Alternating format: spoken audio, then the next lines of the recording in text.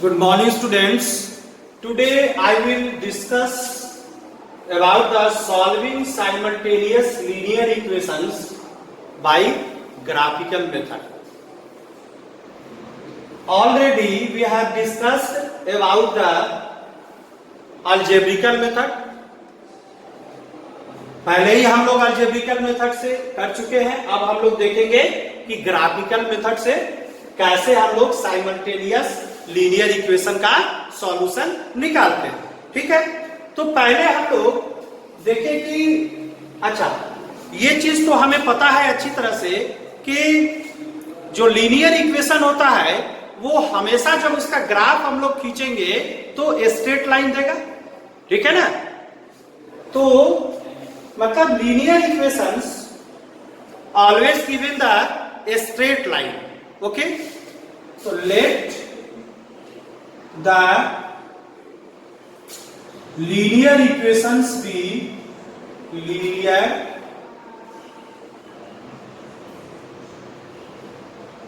equations be a1x plus b1y plus c1 equal to 0, a2x plus b2y plus C2 equal to 0. ये दो linear equation है, नहीं दो variable का x Y और एक्स वाई. ठीक, तो हमें पता है कि ये लीनियर इक्वेशन क्या करता है, स्ट्रेट लाइन देता है. यानी कि अगर हम लोग ग्राफ लें, ठीक है, सपोज करिए ये two dimensional x dash y और वाई डैश, ये ठीक है.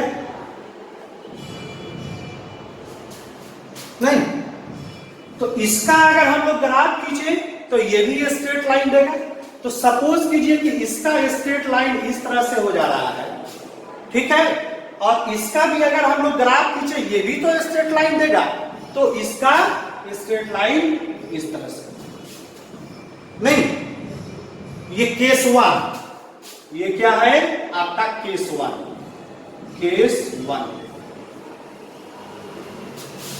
ठीक है, ये आपका हो गया ए बी और ये है सी, दो स्ट्रेट लाइन.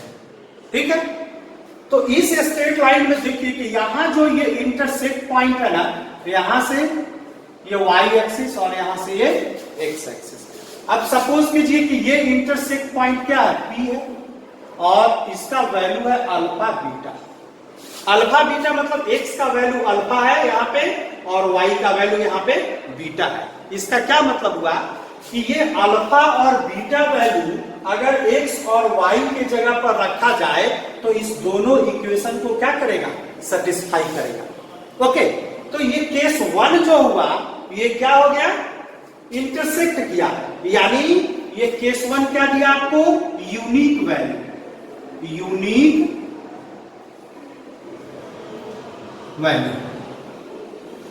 ये यूनिक वैल्यू दिया.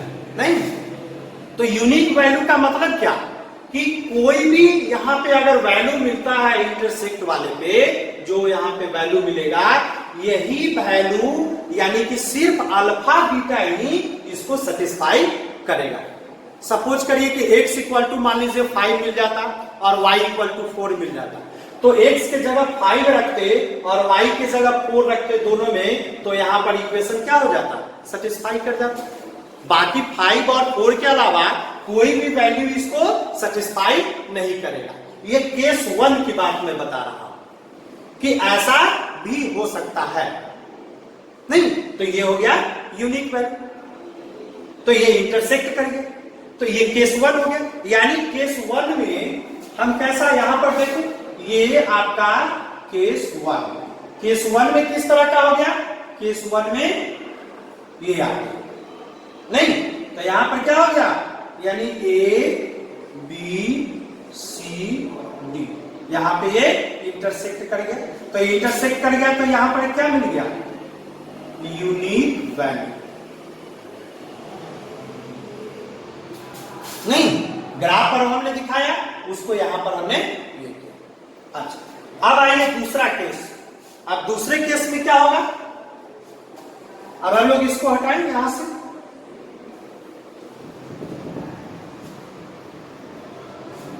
इसको भी हटाते हैं।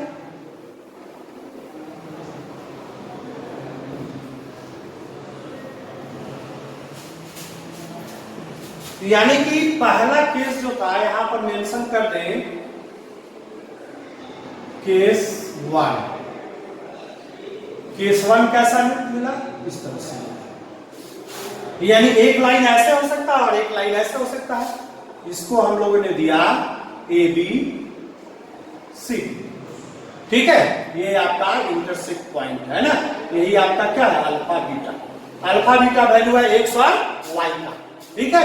तो केस 1 में यहां पर क्या हो गया? यूनिक वैल्यू, यूनिक वैल्यू नहीं। और ये लाइन क्या कर गया? क्रॉस कर गया एक दूसरे के लिए, इंटरसेक्ट कर गया, यानी इंटरसेक्ट नहीं, इंटरसेक्ट्स। ये केस 1 हो गया। अब दूसरा देखिए, केस 2।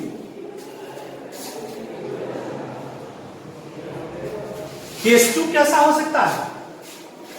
अब यहां पर देखिए, ये x है, ये x डैश है, ये y है और ये y डैश नहीं। ये केस 2 हो। केस 2 में अगर एक लाइन क्रॉस करता है तो क्या इस तरह से लाइन नहीं आ सकता है पैरेलल? ये भी तो हो सकता है, यानी ए बी सी डी। तो जब पैरेलल लाइन है तब इसमें क्या हम लोग देखेंगे कि इसका सॉल्यूशन मिलेगा ही नहीं, नो सॉल्यूशन। इस केस में क्या हो जाएगा? नो सॉल्यूशन, नो सॉल्यूशन, ठीक है ना। Parallel lines, parallel lines. क्यों नो सॉल्यूशन? ये तो आपस में कहीं कटेगा ही नहीं, तो कहां पर कोऑर्डिनेट आप लीजिएगा एक्स और वाई का? इंटरसेक्ट करता तभी ना आपको कहीं पे पॉइंट मिलता। यहां पे तो इंटरसेक्ट कर ही नहीं रहा, तो कैसे आप पॉइंट लेंगे? तो इसलिए जब भी पैरेलल लाइंस मिलेगा तो उस केस में क्या हो जाएगा? No solution. यानी कि linear equations in two variable में बहुत सारे इक्वेशंस ऐसे भी होंगे जिनको सॉल्व आप करिएगा तो कोई सॉल्यूशन उसका मिलेगा ही नहीं। जैसे पहले वाला में हमको अल्फा और बीटा 5 और 4 हमको मिल गया था ना, लेकिन इस वाले में अल्फा बीटा मिलेगा ही नहीं। क्यों नहीं मिलेगा? क्योंकि ये लाइन और ये लाइन दोनों कहीं भी इंटरसेक्ट नहीं कर रहा, ठीक है। तो ये हो गया एक केस। यहां पे दूसरा केस क्या कर ले? दूसरा केस हो गया आपका यानी पैरेलल, पैरेलल लाइंस, ठीक है। ये ए बी और सी, ये लाइन पहले वाले का, ये लाइन दूसरे वाले का, तो ये क्या हो गया? Parallel lines, parallel lines. तो पैरेलल लाइंस का क्या मतलब हुआ? नो सॉल्यूशन, नो सॉल्यूशन, ठीक है। तो एक ये हुआ और दूसरा केस ये हुआ। तीसरा केस क्या हो सकता है? तीसरा केस आपका हो सकता है, देखिए यहां पे, इसको भी हटा देते हैं, ठीक है। केस 3 यहां पर हम लोग देखते हैं, केस 3, केस 3, ठीक है। केस 3 में कैसा हो जाएगा? सपोज कीजिए कि एक लाइन आपका ये है और दूसरा जो लाइन मिलेगा वो भी इसी पे कॉन्साइड कर जाएगा, ठीक है, इसी पे कॉन्साइड कर गया दूसरा लाइन नहीं, तो ये क्या कर गया? कॉन्साइड, क्या कर गया? कॉन्साइड कर गया, ठीक है, CI कॉन्साइड कर दिया। तो अब सवाल है कि एक लाइन के ऊपर ही दूसरा लाइन चला गया, ये कॉन्साइड हो गया। हो सकता है ना 3 केस, एक कट रहा है, दूसरा पैरेलल हो रहा है, नहीं कट रहा है, और तीसरा एक के ऊपर दूसरा यहां पे आ जा रहा है, कॉन्साइड कर जा रहा है। तो इस केस में क्या होगा? मोर देन वन सॉल्यूशन इसका होगा, यानी more than one solution, one solution. इसको क्या है, इनफाइनाइट मेनी सॉल्यूशन भी बोलते हैं। यानी एक्स और वाई का बहुत सारे सॉल्यूशन वैल्यू हमको मिलेंगे जो उस दोनों इक्वेशन को क्या करेंगे, सेटिस्फाई करेंगे। ओके, तो यहाँ पे मोर देन वन सॉल्यूशन। तो इसका क्या है, जैसे मान लीजिए कि आपने यहाँ पे ग्राफ लिया एक्स डैश वाई और यहाँ पे हमने लिया वाई डैश, नहीं। अब इसका यदि ग्राफ हम लोग ड्रॉ करें तो एक लाइन सपोज करिए कि इस तरह से आया और दूसरा लाइन, अब तो दोनों केस हो गया है ना, तो दूसरा लाइन भी हमारा क्या हुआ, इसी के ऊपर इस तरह से आपका लाइन आ गया, कॉन्साइड कर गया। ठीक है, तो इसमें तो निश्चित रूप से जो भी वैल्यू लेंगे उस दोनों इक्वेशन को क्या करेगा, सेटिस्फाई करेगा, इस पर जो आएगा। ठीक है, तो यही मीनिंग था हमारे समझाने का कि साइमल्टेनियस लीनियर इक्वेशन में जब किसी भी लीनियर इक्वेशन का आप ग्राफ ड्रॉ कीजिएगा तो यही तीन केस आएगा। इस तीन केस के अलावा तो और कोई भी केसेस नहीं हो सकता है, नहीं। तो हम लोगों ने अलजेब्रिकल मेथड से देख लिया था कि कैसे सॉल्यूशन उसका निकाला जाए, नहीं, सब्स्टिट्यूशन, एलिमिनेशन और क्रॉस मल्टीप्लिकेशन। ठीक है, अब इसको अगर ग्राफ पे कोई भी इक्वेशन को अगर ड्रॉ कीजिएगा तो बिना अलजेब्रिक मेथड के ही हम वहां पे बता सकते हैं कि क्या यूनिक सॉल्यूशन होगा, क्या नो सॉल्यूशन होगा और क्या मोर देन वन सॉल्यूशन होगा, नहीं। तो हम लोग नेक्स्ट वीडियो में एक एग्जांपल लेंगे, अलजेब्रिक इक्वेशन लेंगे और उसका ग्राफ हम लोग ड्रॉ करेंगे और उसमें देखेंगे कि कब यहाँ पे इंटरसेक्ट करता है, कब पैरेलल होता है और कब कॉन्साइड करता है, नहीं। तो पहले हम लोग थ्योरेटिकली यहाँ पर देखें, तो यही इसका मीनिंग है ग्राफिकल मेथड का, नहीं। अब दूसरी बात ये भी इसमें आती है कि कंसिस्टेंट और इनकंसिस्टेंट। तो कंसिस्टेंट का मतलब क्या, कि कम से कम एक वैल्यू हमको मिले, यानी यूनिक वैल्यू है तो एक वैल्यू है एटलीस्ट।